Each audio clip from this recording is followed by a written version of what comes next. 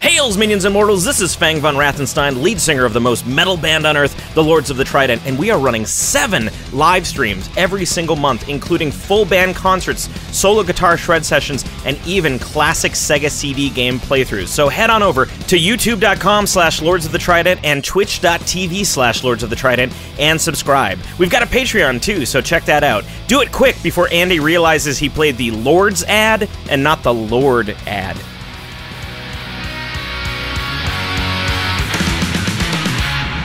Hey, another week of podcasting, and before we kick into this week's episode, you know what I'm going to say, Patreon. Patreon.com/Andy Dowling. We now have Team Echronoplan. Team Echronoplan has launched. It is in motion. It is flying across the water. Do you know what Echronoplan is? If you don't, go to Patreon. Patreon.com/Andy Dowling. There are Echronoplan t-shirts, and there's a great little community there that are supporting the Andy Social Podcast. All the money that comes in from Patreon goes to covering all the production costs, hosting, gear, getting around town, all the costs and expenses that come into running a podcast, which I've been doing for the past 5 years. So go and check it all out. Patreon.com/Andy Dowling. There is a weekly Patreon-only podcast that comes out every Tuesday morning, 6 a.m. A bit of karaoke, a bit of Echronoplan talk, some really educational, informative stories, some TV adverts from the 90s, you know, just throw some random stuff in there just to keep everyone entertained.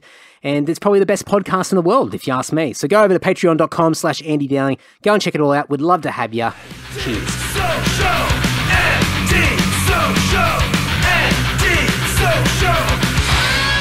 Hey, welcome back to the Andy Social Podcast, episode 256.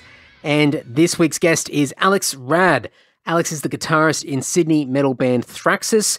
They released a single in 2019 called Cthulhu Rising, or Kuhulu, or something like that. I don't know if I've got the pronunciation right. Who knows? Nonetheless, you can go to thraxasband.bandcamp.com, and I'll have links to Aleks and Thraxas in the show notes over at andysocial.net and andydowling.net, including the single, so you can check out that music. And yeah, a great chat with Aleks. I hope you guys enjoy it.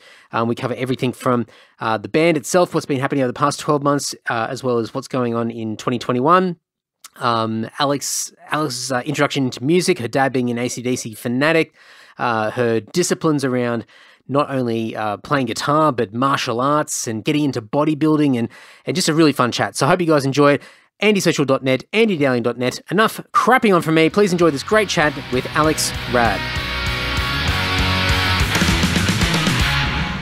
Are you one of the tens or hundreds of thousands of bands around the world that are just sort of sitting there going, oh, well, we had plans this year, but didn't quite go to plan, so we're sort of, you know, everything's on pause. And that's been us for the most of this year. Has it been the same for you guys as well?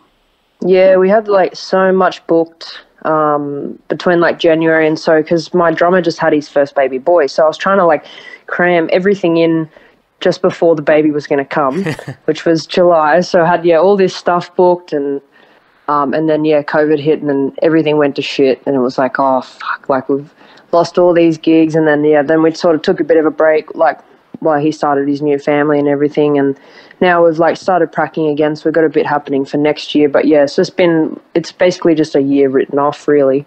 Yeah, I'm in a similar position now, but going into next year, so I'm not sure. It's not exactly the most public of knowledge, but I did see some public Facebook posts. So for me, that's enough of an indicator that I'm allowed to talk about it on a podcast. So yeah, otherwise, I'm going to get in trouble by Mark. But Mark's having his first kid next year.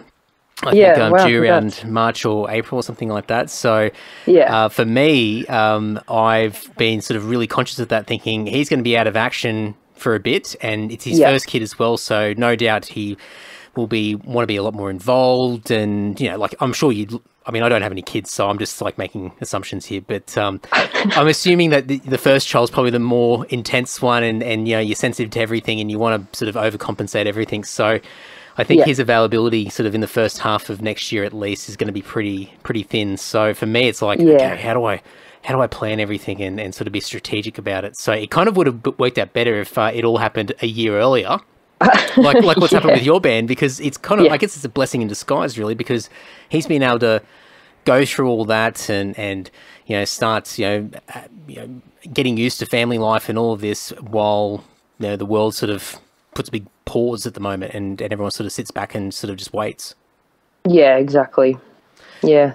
Was it, because I think last year you guys put out a single, and was that sort of, I guess, so the basis of sort of going into this year of sort of running off the momentum of that and then sort of continuing on? And were you having plans to sort of record more or put out some more music this year? That was the plan, but we are actually going into the studio in February, which is exciting. Yeah, so I can let that one slide. The boy said I can talk about that one. But yeah, so it's pretty much like we released a single, been writing most of this year, and then so the plan was to record basically as soon as we can. So we've got that booked for February, so we'll have a new record. I'm hoping maybe mid next year, depending on like how much we get done and such for the release. But so next year is going to be a big one. It must be. I mean, it must be pretty tough for all of you in the band. I know the band's been around for a few years now, but I think you've been in the band probably the last couple of years, and the band, I guess, in the grand scheme of things, is still relatively new. And I guess the excitement of the band and sort of the potential and the goals and where you want to go to be sort of kind of cut off, at the legs, this year, and sort of not being able to do much. I'm just making an assumption would be quite tough. Whereas I guess for us, we've been around for so long now, and we've had to slow down so much with our touring and everything that we do. I mean, even last year, I think I only saw Tim and Mark, for whatever the shows were that we played last year, and for the most part, I didn't really see them at all. So we were sort of used to working in isolation. But I think for a band like yourselves, I guess, how did everyone in the band sort of adjust to it mentally? Because no doubt it's a big part of your lives and it's a big part of your identity. Did everyone sort of do okay, or was there a bit of a struggle, sort of even mentally, just to sort of readjust to trying to fill in your time with other things? We talk every day. We're really close. We're basically like family. But I think this year was actually like, it's probably obviously COVID's shit, but it was probably good timing for us. Like, it was sort of that time where we needed a break, and then Isaac's baby was coming, obviously. So now I think we all feel really refreshed, feeling better, I guess, and like looking forward to bigger things. Because it's like start of the year, I was starting to get tired already just from smashing gigs and recording, and by then I was just like, fuck, I need a break. So it was actually sort of like good timing, but like we still talked every day, and we're still writing. Like, we do a lot of writing digitally, so like just on Guitar Pro. So during COVID, we're just constantly sending stuff over. So we were still really productive, but also taking a break at the same time. Did you have something like a Dropbox folder or something, like some sort of file share thing where you just upload pieces of music just to go back and forth with? Yeah, we just, generally someone will sort of just set up a tab, and then we just sort of share around in the Facebook group as like more ideas sort of come through. But we just do it like that. Yeah, cool. So, I think I noticed a lot of friends of mine and just bands in general, I think at the beginning of sort of when COVID hit and everyone started to get really desperate about what to do, like, and artists and bands trying to think outside the box and try just to do something just to keep it in everyone's front of mind and sort of maintain the attention. And I guess, for some bands, it's, and I guess the way that you sort of described it, it sounds like, you probably just thought, well, this is an opportunity just to sort of sit back and recalibrate and sort of think about, okay, how do we continue to do what we want to do, but maybe spend a little bit more time planning and making sure that everyone's really ready to go, instead of, not so much that I don't think you guys would have rushed it, but I think if you're exhausted in January of the year, then there might be a couple of alarm bells ringing. Yeah, like for a smaller band, like you said as well, we're a local band, like a year is a lot of time. Like, we could have done so much this year, but then I also think it was like we needed the break, especially after what was last year, 2019, like going to Melbourne. That was like our first interstate gig for Thrash Fest, and then Brisbane. Like, there was just so much going on all at once, and then I was just like, you just sort of like the wheels start to slow down. I was just like, I'm getting tired now. Have you found, the band plays thrash, it's pretty obvious, and there's a lot of Australian thrash metal bands that have popped up in the last several years, and I think someone else has coined the term, but it's something like, the Australian wave of thrash metal or something like that. In the last probably 5 years, there's been some amazing bands that have popped up, and I think just you mentioning the the gig that you did down in Melbourne. What sort of experiences have you had personally, or even the band, just sort of branching out and sort of building these networks of bands that play really similar music to you guys? Because I mean, it's something that, from our point of view as a band, it's not the easiest thing to do, because there's not a lot of bands in Australia for a long time that were playing sort of more or less power metal for the most part. And there are a few bands, but not too many. But thrash, there's definitely a really strong community. Did you experience any of that going into state and meeting some of these bands? Yeah, so like, say, example for Thrash Fest, like I already knew some of the bands that were playing, some of the guys there. But yeah, basically I use Facebook for a lot of that thing. Like I sort of suss out like what gigs are happening, who's playing, I look at the lineups and such, and I think that's also how I find new bands, and then obviously going to see them as well. But yeah, I think Facebook's a really good brand. Same with Instagram, or even just Google search, really.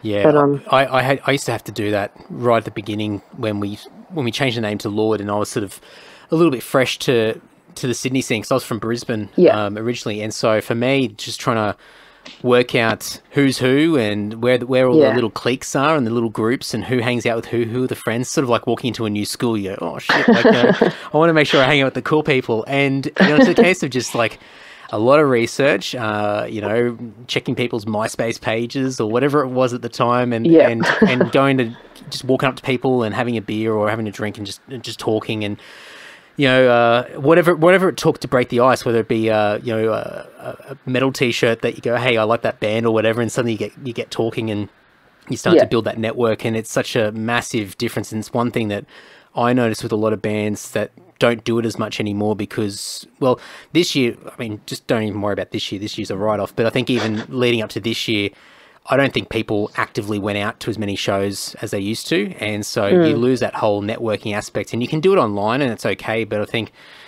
you need a blend of doing the online stuff, but also just getting out there, going to gigs and interacting with people, and people can put a face to the name, and builds your branding. Yeah, exactly. Yeah, so I guess going into next year, recording, and is it a case of, like a lot of bands at the moment, really trying to suss out, is it okay to be playing? When can we play? Is there any sort of plans in the back of your minds going, well, maybe we'll do some shows at some point next year, or is it more of a case of just focus on recording first and then go from there? Yeah, I think we're just going to focus on recording at the moment, just because that's in February. Like, really, it's not a lot of time now. So I think we'll get back to actually live shows in March. But that's been a year since our last show. It feels so long. It is a long time. It is a long time. I mean, you mentioned you started practicing again. That as a band, are you a little bit? Not stress isn't the word, but are you sort of feeling a little bit of the pressure of when that gig will eventually happen, because it's been so long? Yeah, like I almost feel like, that like nervous feeling in your gut again. Like I finally got rid of that. Like, don't get me wrong, I love it. When you get on stage and you're like, adrenaline's pumping and that, but I hate that like gut churning feeling when you're so nervous. Now I feel like that again, because I'm like, oh my God, it's been a year since I've been on a stage. Like it feels not natural anymore. It's been so long. Yeah, that's a weird feeling, because it can really work in your favor, and it can really get you pumped up. But But if you let it control you, then it can break you down really quickly, and you get the jelly legs and all sorts of stuff. And the hand is nowhere near where it needs to be on the neck, and you're playing bunk notes left, right, and center. It's just it's a train wreck. Yeah. Before joining Thraxas, what were you doing beforehand? Because I've got a funny feeling I've seen you play somewhere else in Sydney years and years ago, but I could be wrong. No, I'm actually only 21. So I joined Thraxas like basically as soon as I got out of school. I saw the ad, thought, you know what, I'll try this and join. But yeah, that was the first like serious thing that I joined when I was 18. But apart from that, it was just like, just doing the regular weekend things with friends or whatever, but nothing actually serious while I was in school. There we go. Yeah. There you go. That's my hazy years of going to gigs and not remembering what I've seen and what I haven't. But there you go. So first main band. I mean, that's pretty cool. I mean, especially to sort of jump into it and get a single out and get some momentum going, and the band seems to have everything in order, and it's, I mean, as we've been talking about, it's only really been this year that's sort of thrown things out of whack, but it's pretty cool. I mean, I've seen you play guitar online, and I mean you're pretty shit hot on guitar. Thank you. but I guess where does that all come from? As far as how long have you been playing guitar for? When did you first get into guitar? Because I guess there's a lot of shred guitarists out there, and there's a lot of people that have got some really good chops and whatever. But I haven't really seen many people in Sydney for a long time that have really sort of, I guess, taken that approach and sort of play the way that you're playing. Yeah. So I started playing when I was about 8. So it's like 13 years now. Yeah, right. Wow. Started off with just basically like hard rock. So like AC/DC, got into Metallica. So yeah, just like all that sort of thing. And then I started moving into metal as I started getting older, started getting some more gear, getting a bit more serious about it. Got into John Petrucci's my favorite guitarist, Dream Theater. That's a good way to get your chops. Oh yeah, it's such a big. It's like can't even take steps. It's just sort of like you got to leap into it, sort of thing. But yeah, so Dream Theater, Opeth, they're my two biggest influences. So like I am in a thrash band, but you'll hear there's a lot of elements. Same with like Dan as well. He loves his prog. Bull's into like groove and thrash as well. Same with Isaac. So we've got like a bit of that mixture, even like a splash of death metal in there. But so that's where it all started for me. And was it a stereotypical sort of introduction into like heavy music from like a sibling or a friend or somebody like that got you into I mean, even just to be playing guitar at 8, I mean, I don't know that many people that started playing that early. Usually it's sort of, probably 13, 14, sort of getting into your mid-teens that people start to really get into heavy music and they pick up a guitar and they want to play Metallica and all that sort of stuff. So eight is young. I mean, where did the inspiration come from? I actually got into it from my dad. He just plays a lot of like hard rock, AC/DC. I've never seen anyone as big as like AC/DC fanatic as he is. Yeah. But that's where it started. So he had like an old 1960s SG. He still has it. Wow. So like I sort of started playing on that, and then he just like kept pushing me to keep playing, and then he got me a Gretsch. That was my first guitar. So I was like very much into like Angus and Malcolm. Yeah. Then I ended up turning into a fanatic as well, and I thought, oh shit, I need to get into some other stuff as well. Because when you start picking up someone else's style, and you're like, oh, I want to develop my own thing. So I had to sort of branch out, and then I got into like Maiden and Metallica, and then it sort of just like got gradually heavier, and as I got older. So. And was that your dad that was sort of also showing you Maiden and these other bands as well? A little bit. He's sort of, I think Maiden's probably the heaviest thing he'll listen to. Yeah. So then I sort of had to like get my own, like sort of find my own way to metal. So so I found that through friends mainly, because it's sort of hard when you don't know any metal bands. Like, how do you get into it? Like, I sort of just did searches and that, and then, like, friends started taking me to gigs, started getting into it a bit more, and then, here we are now. Yeah, it's a tough one, especially sort of going through school, because, even for me, when I was in high school, there was probably 2 or 3 other people that liked metalish music. Not even. And but they didn't, maybe they liked a few Metallica songs, and for me, in my mind, that they're metal fans, that's it. It doesn't matter if they also like, the Chili Peppers or Blink-182 or whatever it is. It's just like, no, they like Metallica, they're metalheads. And it wasn't really until towards the end of high school that you really started to sort of find all these people, and luckily for me, and I assume it'd be similar for you, the wonders of the internet, just being able to connect with people online and suddenly finding people in other parts of town and sort of going, oh, cool, there are other people out there that like similar stuff to me. And then that's where you sort of learn and grow with your musical taste, but also playing as well. Yeah, exactly. Was there anything, I guess you mentioned Petrucci before, which is probably the main guy, but was there anybody sort of after sort of the typical Angus and Malcolm Young sort of guitarists out there that sort of made you sort of jaw drop and sort of go, oh geez, like, I can't even fathom, what they're playing, or how do I try and play that? Yeah. I think when I found Patricia, I sort of also found like Andy James, Jeff Loomis, and those guys blew my mind. Like, especially hearing Sweet Picking that for the first time was just like, holy shit, like, how do I do that? And I think that was like the exact kick in the ass I needed just to like keep pushing. Because as much as I love AC/DC, I think you reach a point where you just sort of like plateau, like you can't push yourself any more than you have. So like once I'd found like prog in general, it was just like opened so many doors, and it was just like, oh my God, there's so much I can learn, there's so much I can do. So I think that was like from then on, it was like leaps and bounds. I was just constantly pushing myself, trying to get better. Can you remember what Loomis track you were listening to, or was it Nevermore stuff? No, it was his solo album. I can't remember what it's called now. Wow. Continuum something. Yeah, I've had a mental blank, but yeah, that stuff where it's just instrumental. Yeah. Wow, like absolutely just amazing. I mean, yeah, I was expecting maybe like I don't know, like someone from Maiden or Priest or something like that. But it's like, nah, Jeff Loomis. I was like, oh shit, okay, yeah, definitely a jaw-dropping guitarist for sure. Like, he's wild. Yeah, I remember back in high school, I had to take the blame. I'm sure I've told the story a million times on the podcast, so anybody listening, it's whatever. But I had to take the blame for something at high school for a mate, and he was about to get suspended, and he said, if you take the blame for this, then I should be okay. I won't get suspended. I'm like, okay, no worries.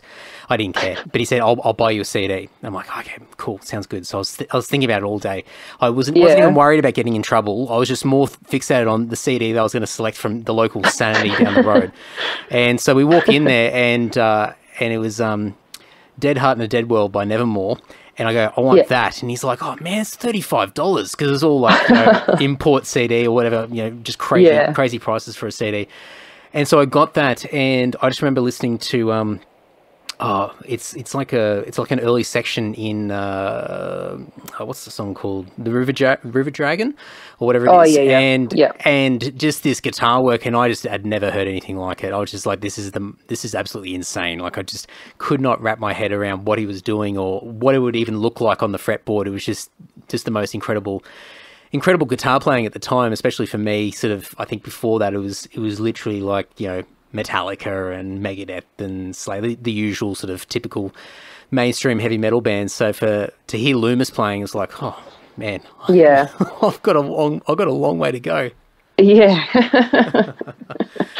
What was the first live gig that you went and saw? Was it a local show that you went and checked out? My first ever gig was actually AC/DC Black Ice. So I think was it 2010?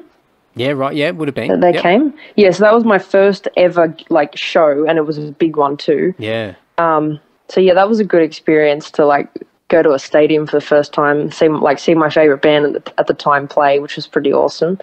But yeah, that was the very first thing, and then I sort of like didn't really get into like actually seeing local bands until I got into the scene. Like, because when you're just sort of listening to the bigger bands, that's all you want to see really. And then like sort of like joined Thraxas, and then started obviously getting into the local scene and the Australian scene and such, and then finding heaps of bands. So that's when I like really started to go and see like all the local shows happening. But yeah, apart from that, like before, it'd just be like just the bigger guys and that sort of thing, the expensive shows. Expensive shows are up, geez. Well, I'm really curious about. I won't spend the whole podcast talking about AC/DC, but I'm really fascinated about how obsessed and how much of a fan like your dad is, because I mean, from what you said and just like first show and then learning AC/DC and all this sort of stuff. I mean, is your dad like a mega fan? Is he like a huge? Oh yeah, like he's got like every single piece of like memorabilia there is. Like there's drawers full of them. Or he's still got like his shirt from like Ball Breaker from like 19 whatever. Yeah, wow. Like just crazy stuff. Like it's ridiculous. It's like actually ridiculous. Wow, that's so cool. I mean, it's. You definitely see the mega fans around the place, and like every once in a while, I'll try and sell some music online, and I get people that are trying to find a particular version of an album. It's like, I'm looking for the Brazilian pressing of of like Iron Fist from Motorhead or whatever, and it's like, oh geez, okay, well, good luck for trying to find that. Oh, yeah. And then you look at their collection, they've got like 30 copies of Iron Fist, and you're just going, like, really? Okay, I guess. I mean, why not? So does your dad do that sort of stuff as well, as far as like, you know, getting the different versions of all the albums as well? I think he's got some old vinyls, but like he won't sell them though, obviously, because they're probably worth a shit ton now. Like I know he's got the original TNT vinyl, and it's signed by Angus himself. So wow. like God knows how much that would even cost. Oh, I hope that's so. Yeah, that's like a treasure piece. Oh wow! I hope that's written into a will somewhere just to protect it. Oh wow! Far out. That's yeah, mega dollars. Yeah. I mean, there's especially people overseas, the Americans and people in Europe, especially Germany. I mean, they're always hunting the original pressings of AC/DC's first few albums. So I think that stuff is really, really rare. It's like really collectible stuff. And like, I remember like some of the labels on the vinyls, like the colors changed as well with the pressings. So there's like, I can't remember what it is, but it's like the yellow one is more expensive than the orange one, and there's a red one or something like that. And it all comes down to like, you know, they ran out and they repressed it a couple of years later or whatever it was. And so certain ones are worth more than others. And it's absolutely insane, the level of detail that some of these people like know about these releases. So, if he's got any of these old ones, like, do not part. Do not like, just, lock them up. Yep. Shifting gears a little bit, I'm really curious because I've noticed a couple of pictures online of you getting into bodybuilding. I'm not a bodybuilder. I just do it for fun. Well, but I didn't call you a bodybuilder. But that was going to be one of my questions, to say, would you class yourself as a bodybuilder? But I can see that you're getting into bodybuilding. But I know nothing about it at all. And I mean, where does that come from? Like, where's the influence or the inspiration come from to get into that? I think I actually just sort of started that myself. It was just one of those things, you know, when you thought, I'm just going to start the gym just for the sake of starting the gym. I did that, and then I just, like, I don't know, it just became like a really big passion. I just, like, I'm not obsessed with it, but I train 5-6 days a week, and I absolutely love it, like, absolutely love it. Yeah. So, and then I just started getting more serious about it, and yeah, I think it's just, like, the feeling of training I love, and, like, seeing results obviously, like, over a long period of time is just, like, amazing. And then you look at in the mirror, like, those photos I took the other day, I, like, stared and I was like, holy shit. I'm like, is that really me? I was like, where did that even come from? Is it something, because, I mean, to train that much, I mean, that just, I can't even wrap my head around that like, the amount of discipline that you would need. I mean, the fact that you say straight out without hesitating, you love it is amazing, because I think anybody that ever wants to try and get fit and get in shape, just even remotely, just wishes that they would enjoy the process, because it's so hard. That's why so many people struggle. Do you think that you may have had an advantage because you've been playing music for so long and having the discipline and the structure of learning and always going back to the guitar and practicing and getting better, and that sort of incremental progress? Do you think that sort of has helped you with the fitness side of things as well? Yeah, I think so. Because, like you said, I am disciplined, but like, I'm very, like, structured with routine. So I think that's, like, even with guitar and that sort of thing, like, I have a lot of structure just with the things I do. So I think that probably helped with gym a lot. What's I'm definitely gonna dart all over the place, but what's the structure look like with guitar?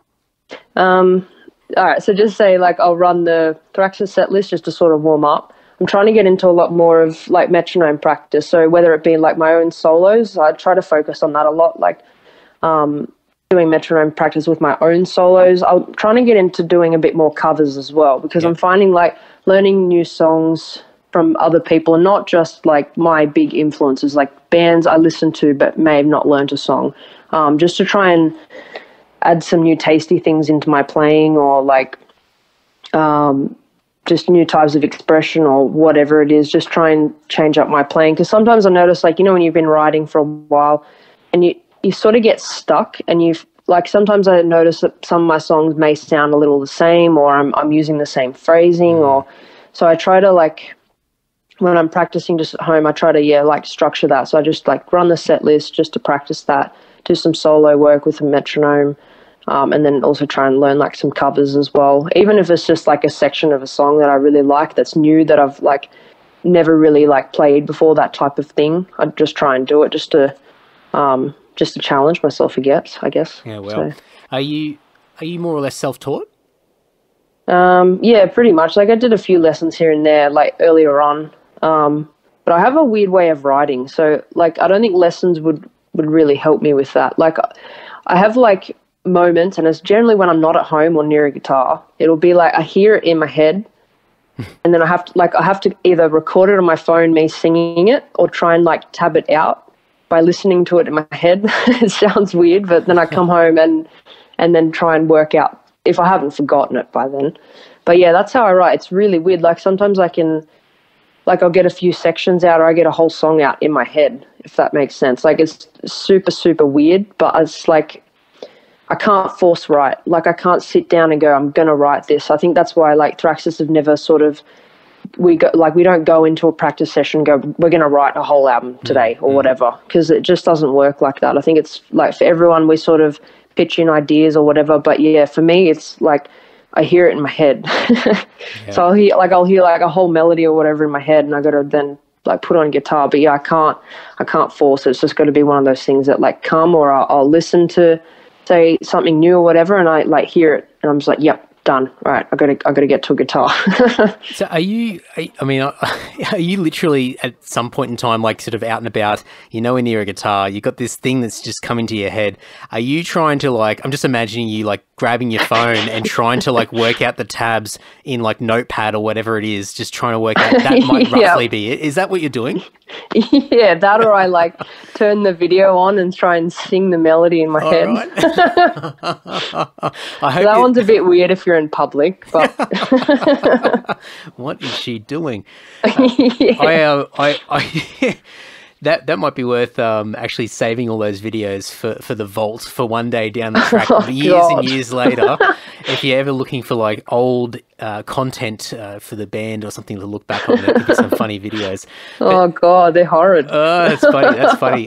So someone will get amused by them. But yeah, I think, I mean, I used to do this with just trying to come up with riffs and just little like melodies and things like that, and I'd wake up in the middle of the night with something in my head, like just the most random of things. And for a while there, I had like a little cassette dictaphone thing next to the bed, and so I would like roll over, half hang out the bed, press record, and just like and think that, and then press the stop button, put it down, and just roll back into bed with this sort of feeling of satisfaction, going, yeah, got it. And then the next day, or whenever I remember to go and listen back to the cassette, I'm going, what the hell is this dog shit? Like, I cannot even work out what the hell is going on in this cassette. But luckily, I've got those cassettes somewhere. So one day I'll follow my own advice, and I'll post those up online somewhere for a laugh, because they're absolutely shocking. And I think a lot of them were nights when I'd been out in the piss and was a little bit worse for wear, so it's probably got an extra element of slurring and sloppiness in those recordings. So just absolutely horrible stuff. I don't think anything good came out of them at all. Yeah. With the band and writing, you mentioned it's just not a case that you can just all walk into into rehearsals or whatever and have that plan to start creating new music. And I think a lot of bands struggle with that. I mean, we certainly don't. We'll go away and, if we've got a goal, we want to start recording by a certain date, or we want to have things done by a certain date, then we'll sort of set those goals far enough in advance and then leave everybody to start pooling ideas together.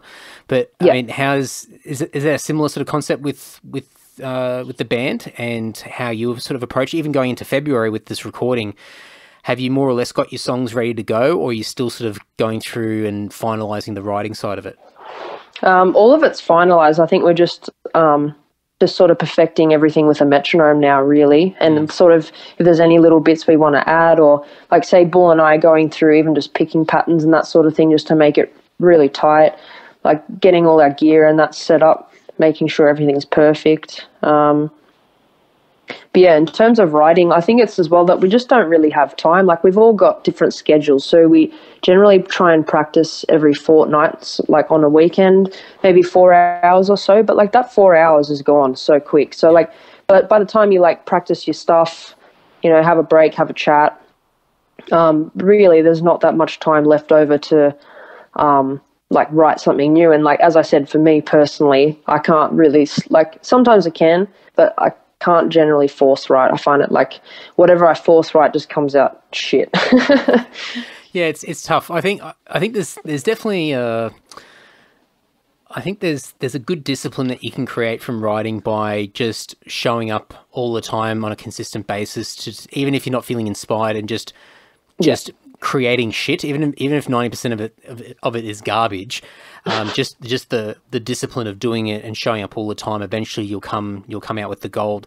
Yeah, in a rehearsal space with everybody around, it's really hard because you got to get everyone focused, all on the same page, and it's usually easier to go through existing stuff, you know, the songs that you already know, make sure that they're all tight and everyone's, you know, in somewhat of a, you know, a certain level of playing fitness.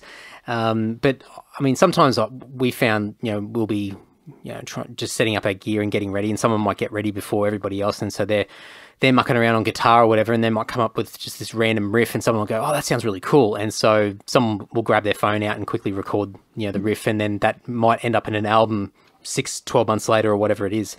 But I mean, for us, that's probably the extent of the creative process collectively. I mean, really, I think we all sort of just go off and work in isolation, and then we sort of come together and try and piece the puzzle together afterwards. Yeah. Going back to the bodybuilding stuff, is there any stigma that you are aware of around bodybuilding? Because I know that typically it's good question. Struck a chord. Because I guess maybe just to fill out the question a little bit more, you know, I guess stereotypically you've got, you know, back in the day, Arnie and all these guys, and it's sort of a very, I wouldn't say it's male dominated, or maybe it is, but I mean, I've certainly seen a lot of women in bodybuilding, but it still seems to be a bit of an unusual thing, sort of, if you're not in the industry or in that sort of in that group of interest already. Is there a lot of stigma around it? Have you experienced it yourself? Yeah, particularly like say with women as well, but just the fitness industry as a whole is a little bit of a rort. Like, sorry to say that, but just for example, just like bodybuilding as a whole, like there's obviously different divisions, but a lot of them are just like steroid use and that sort of thing. A lot of people don't come out about it. So like really, if I went to compete, like I don't take any of that stuff. I like just watch my eating, my protein, etc. Like I have a little bit of like powdered protein, but apart from that, like I'm completely natural. So like for me to go in, if I went to go and compete against someone who's on roids, well, like who do you think's going to win? And like there's testing and that sort of thing. Like obviously it's not compulsory that you're on roids to go and compete, but that's something I'd never do. So it's like there's no point in me going to try to compete when I'm literally can't be competitive against someone who's been on roids for say 2 years or so, and they basically can make double the progress that I can because their muscles repair overnight, whereas like I may need 2-3 days to actually recover from my last workout. So really it's like I don't think it's something I'd want to get involved in. Is it a bit of a dark sort of space to be in? Like, is it something that's, I mean, quite prominent? Is there a lot of other people that sort of, like, are you the exception to the rule? Do you feel at this point in time where you sort of, there's not as many people sort of in a similar position to you? Well, yeah, like I don't really have any friends who like really train seriously or like obviously who compete or any of that sort of thing. But yeah. Yeah, it's a weird one. I think I'm just trying to, I can't even begin to imagine sort of what would be involved just to go through sort of a competition like that anyway. But I guess if someone's got a clear advantage, then it makes it really difficult and even hard, no doubt, to just be motivated to sort of want to go down that path. Because I assume that's probably something that you've considered at some point in time previously. Oh, I could never jab myself unless it was a life or death situation. No, I meant competing. Like, no. I'm not trying to get you to admit. Oh yeah, I've considered roid use. Yeah, sure. Now, have you thought about, like, even sort of when you first started sort of showing some interest in it, was it something you thought, oh yeah, it would be cool to sort of go into a more competitive space? Yeah, like definitely thought about it. I'm still thinking about powerlifting, but because I'm so tall, like technically say just like a deadlift, I technically have like a larger like scale of area to cover, if that makes sense, because I'm taller. Like my limbs are longer than say a short person, so they've got like a much shorter degree to actually move. So like I think I still need to get a bit stronger, but like that is still an option because they do have like drug tested divisions. So like I definitely go into that. So I'm not up against someone who's on roids, but bodybuilding isn't tested. So that's why like I did think about it, and then I thought, you know what? Nah, this is too hard. How long have you been doing it for? Like a properly like serious training for about 2 years now, but all up I've been training for about 4 years. Wow. Yeah. And you just it came from just sort of wanting to go to the gym and just sort of getting fit, and then it sort of just progressed into bodybuilding. Yeah, well, yeah, pretty much. It was just sort of like, I think I was like in year 12 and I was like, you know what, I need to like get fit and actually get moving and that. Because I used to do karate. I was a black belt in karate when I was like 13, 14. So I did that for ages. And then like sort of, you know, when you sort of stop doing fitness and you get like lethargic and just you feel gross. So I was like, I'm going to go start the gym. And that's really how it all started. You must have been the most hyperactive kid. I know. It was like karate, metal. I'm trying to think what else. Did you play any other sports? Did you do any sort of sports stuff apart from martial arts? Did basketball and soccer for a little bit, but yeah, martial arts, like I was pretty serious about. I did that for like 8 years. Wow.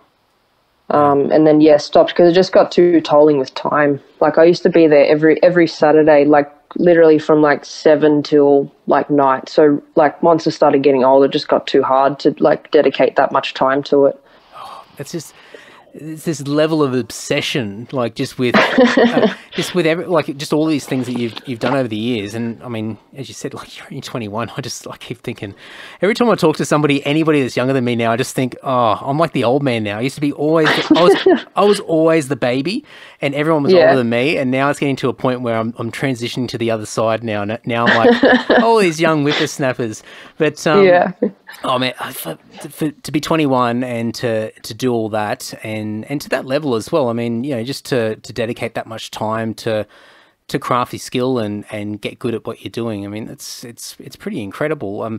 Yeah, and I would assume that you know, just playing guitar and even sort of the fitness stuff that you've been doing more recently and karate, I guess you do have to interact with other people to a degree, but it's probably more you working on yourself. It's a very sort of individual sort of thing that you do rather than team sports, the stereotypical thing that most kids go through, where you're sort of having to work in a team with a lot of other people. Do you find that it's more appealing for you to sort of methodically sort of work through things and just sort of focus on yourself rather than having to worry about all these other elements around you and trying to bring everyone up to the same level?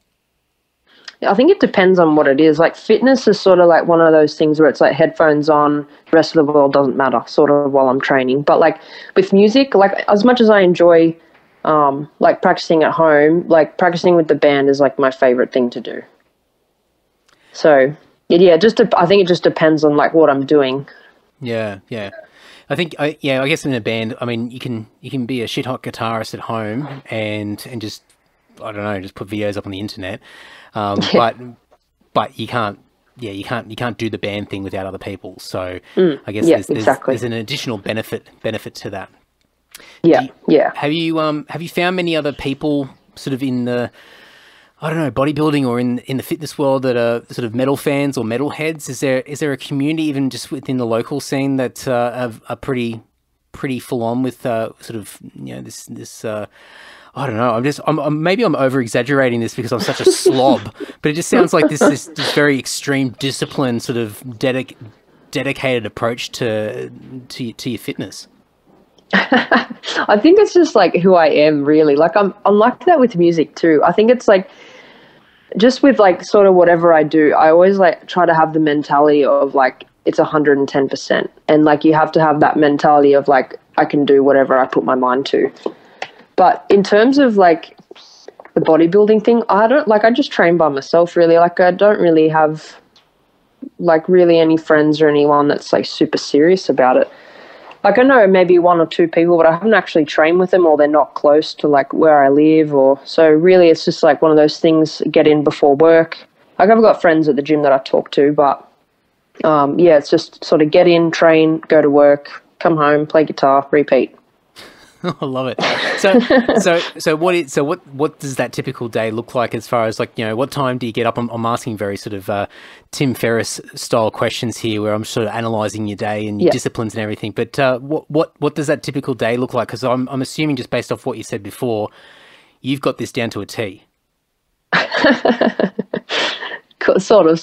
So it used to be 4 to 5 a.m. training. Now I've decided I need an extra hour of sleep. So now it's get up at like about 5, get to the gym, like eat breakfast, get to the gym about 6, train from like about 6-ish to like 7:30, and then I'm only like 10 minutes to work. So I just go straight to work.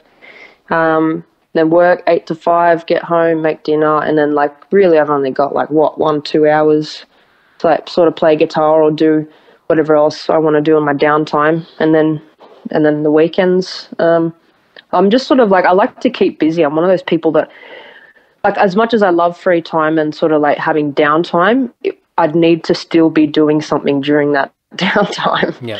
So yeah. Yeah, I'm the same. I can't sit still. I've got to. Oh no. I've got to do something, and even if, I mean, my wife hates me for it, but I just can't sit down and watch a movie. And if I do, then I've got to fidget. I've got to do things. I've got to, like, it's almost like a multitasking, and that's something I'm actually trying to get better at, is just to try and calm down and be in the moment a bit more. But my mind's in 5 different places at the same time. I'm thinking about things, or I'm planning something. I'm like, oh yeah, I've got to do that, blah, blah, blah. And then I'm just forgetting what I'm currently doing at the time. But I love filling out the day. I love the rush of just having a plan and scheduling things in and just keeping things moving all the time. And do you find that sort of, you know, getting up really early in the morning? Because I get up, most mornings I'll get up at 4, but I try, like, not every morning I'm successful. So for me, a lazy day might be 6, which is still pretty good. But do you find that because you're getting up so early, you're really trying to push all this stuff into small spaces of time around work, that you find you actually are more productive, you get more done because your back's against the wall time-wise? Yeah, I actually find like that's the case. Because say the weekend, like you wake up and you're like, oh, I've got 10 hours to do this, you know, this one thing that probably takes half an hour to do. And then like I won't get it done maybe till that night or even the next day, because I'm like, oh, I've just got so much time to do it. I'll just like do it whenever. So yeah, I feel like sometimes when I'm not super, super pressed for time, like I do like to have downtime and that, but like, yeah, I find I get stuff done better and like more efficiently if I've just got a schedule and I'm like, yep, I've got this amount of time, so it needs to be done by this time. Yeah, I think having some rules in place and some deadlines make it a little bit easier to sort of achieve. And I'm the same. I was living down the coast for a few years, and I just moved back up to Sydney towards the end of last year, and I had to do a lot of commuting up to Sydney, and so that was a lot of my day sort of in the car, and so I found that I was so much more productive. I got so much more work done because I was just cramming in every single minute I possibly could to get stuff done. But then I'm living in the middle of the city now, and so I don't have to worry about all this driving anymore, and so suddenly I had all this extra time, and it took me a few months to really try and get my life in order because everything just fell by the wayside. Like everything, just all my discipline went out the window. I had nothing, like I was just depressed because I just didn't know what was going on in my life and why I was so lazy. And then I just realized, because time's not against me anymore. I've got all this time. I've got the luxury of time. And so I had to then start fabricating these rules and going, I need to do this by this time, and just create all these rules just to keep me accountable. And luckily that's worked. But so when you mentioned that, as far as getting up early, getting to the gym, working, coming home playing guitar, I was like, ding, ding, ding. Like, it's like, oh, that's so exciting. It's exactly what I do. Yeah, I just got to try and cram it in. Yeah, exactly that. Like days off now, sometimes if I like got a days off, I'm like, what do I do with myself now? It's weird. Yeah. I have to plan the days where there's nothing planned, and just even if it just means there's like 2 or 3 things to do. As long as I do that, I feel like I've achieved something, and I feel a little bit more, at peace, knowing that I kept the needle moving a little bit, just to try and keep everything sort of chugging along. Yeah. So I know that you probably can't give away too much information, but obviously the recording in February, is that going to be an EP or an album or another single? It's going to be an EP, so you'll have 6 new songs from us. I would have loved to do an album, but 1, it's financially quite expensive, and 2, we actually don't have, like, I'd like to do maybe 10 to 12 songs for an album. We're close to that, but I thought, I don't want to rush anything, and I do want to get some new music out, like, sort of soon. So, like, an EP, we all decided was the best thing for us, because, like, I think next year, August, that's going to be 2 years since we released Cthulhu Rising. So, like, I really want to get some new stuff out, especially considering that was a single. So, yeah, I think there's a lot of arguments about, how bands should release music now, and a lot of people sort of tend to think that bands should just release singles just indefinitely and just keep single after single after single and just do it that way. And then albums aren't as popular or whatever it might be. But I think EPs are really good because it's the best of both worlds. It's small enough that you can keep things moving, and it's not a massive commitment like an album would be financially, and even time and just the energy that you got to put into it.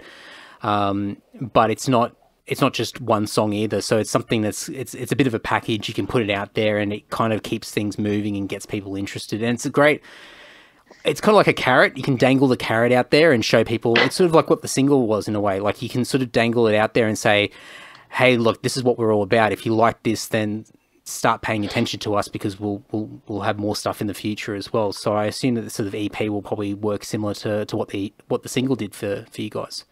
Yeah, for sure, definitely. But yeah, I think 6 songs is like a good sort of thing, like, to listen to start to finish, and like, you're still wanting more because it's not a full album. But we do have some long songs on there. Like, one of them is about 8 minutes, so really it's still going to be a long EP, like, time wise, but obviously just the 6 songs. Yeah, cool. Oh, exciting! Yeah. I love the process of. I don't really like the recording part. I think that part kind of sucks a bit. But I'm not a musician's musician, so I know a lot of people absolutely love being in the studio and creating in there. But I love the whole sort of lead up and the campaign and sort of building it and building the hype and getting it out there and just seeing what sort of impact and what sort of reaction you get. So it's exciting to hear you sort of describing it and just talking about sort of what the plans potentially look like for next year and where it all goes.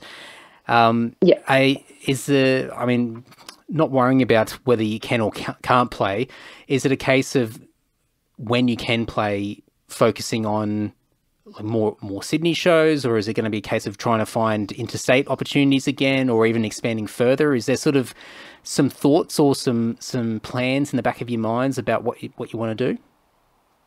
We do have something big locked in for next year, but I can't say anything just yet.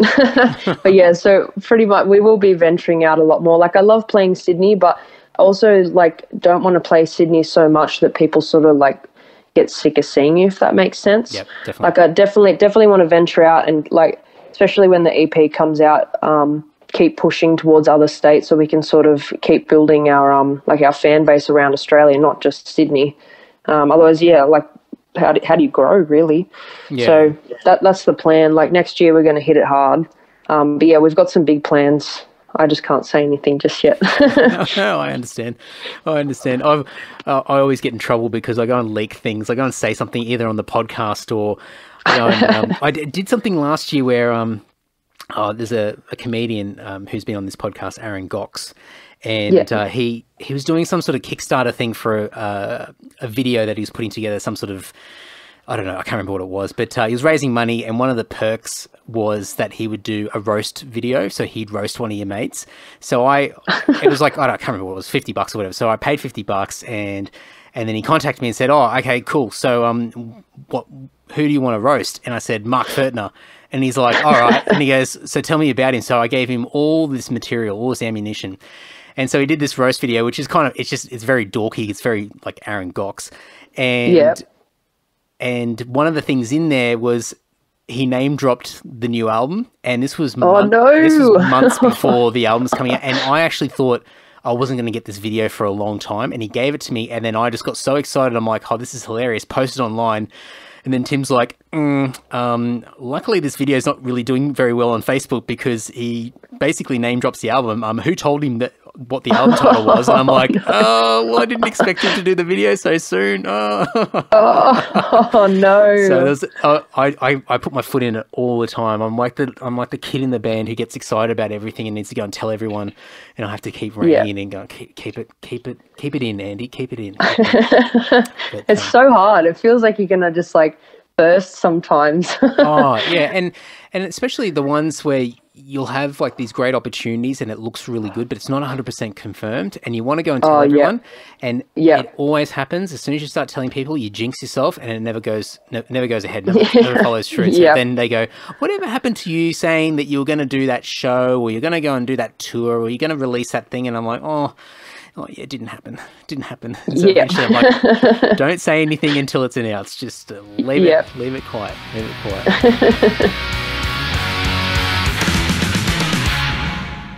All right, time to dip your toes in Thraxas' world by checking out their latest single, Cthulhu Rising, or Cthulhu Rising, or something like that. Anyone that's been listening to me on this podcast for the past several years will know that my pronunciation of any word in the English language is pretty dismal. So there you go. The theme continues. But thraxasband.bandcamp.com.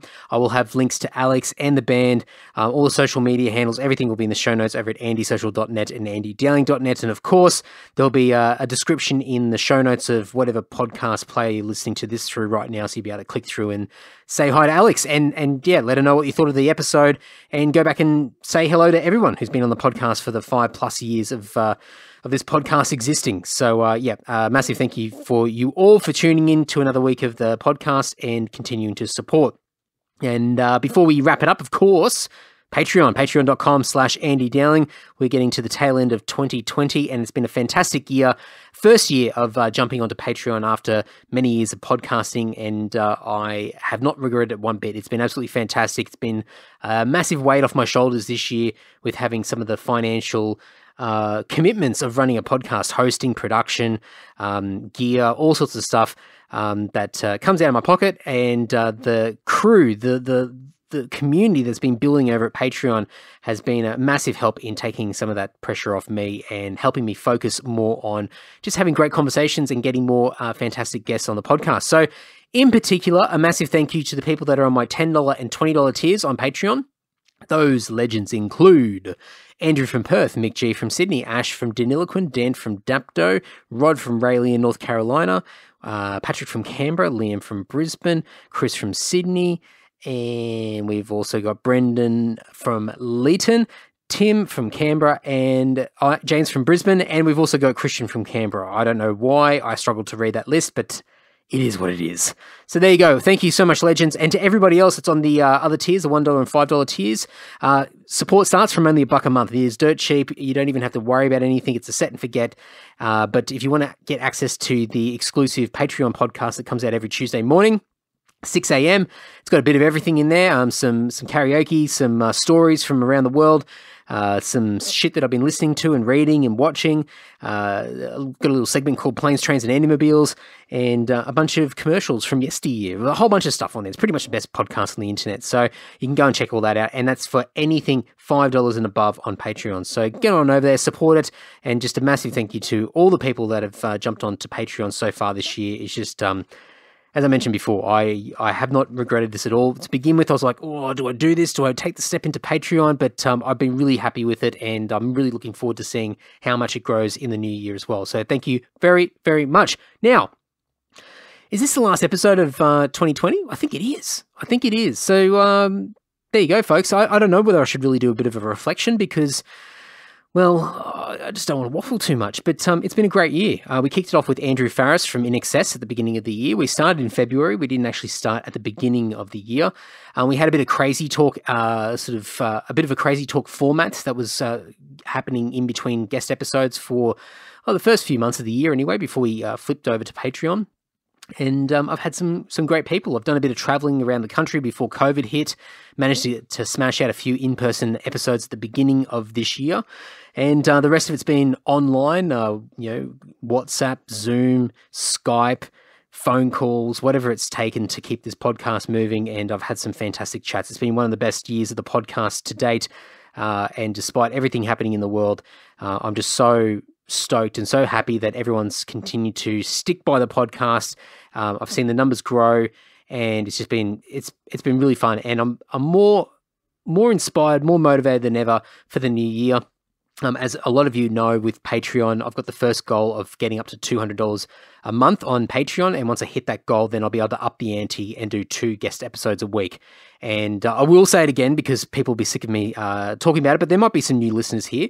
And if I do go to 2 episodes, well, I will go to 2 episodes a week. And when I do, the Monday morning guest episode that you come to expect will have a brand new guest. And that guest, as you've seen over previous weeks, could be anybody. It could be a comedian, could be a muso, could be somebody in the sports world.